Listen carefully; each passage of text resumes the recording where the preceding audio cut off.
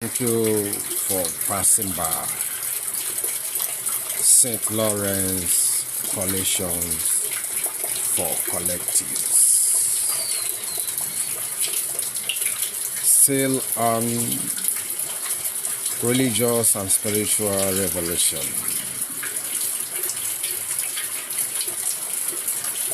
Last time I mentioned 4 benefits of this revolution, which is so complex in each of them. I mentioned number 1, it will bring you to reality. You will not understand. Trust the process. Trust God. This religious and spiritual revolution will bring you to reality. This reality have about 100 presentations before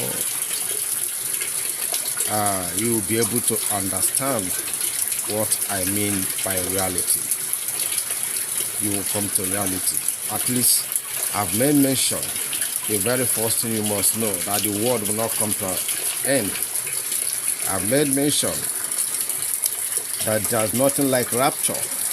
I'm going to throw the highest bomb in the next one. Just wait for it.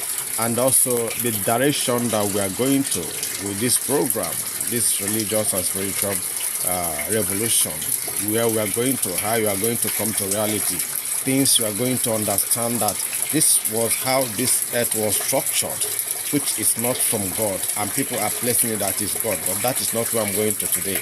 And number 2, I mentioned awakening. Over 99.6 in the church every Sunday are still sleeping. You will see the one that is so powerful, praying powerfully, yet is not awake. But I still have about 100 and presentation and talk show about awakening. Things that you need to know that normally is okay, but when you are awake, you begin to see it from the other side. You begin to do what? Isolate. Solitude will take over you when you are awake.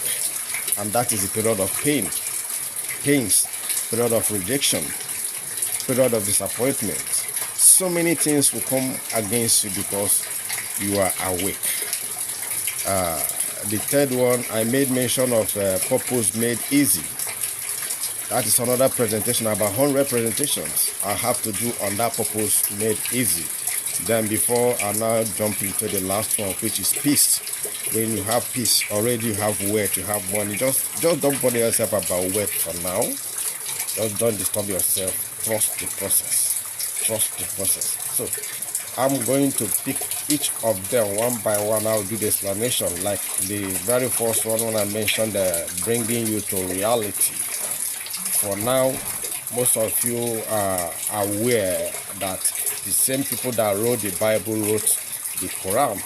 The connections of all this, do I call it the circling of mindset, bringing man to one place? What connects the person that wrote the Bible and the person that wrote the Quran?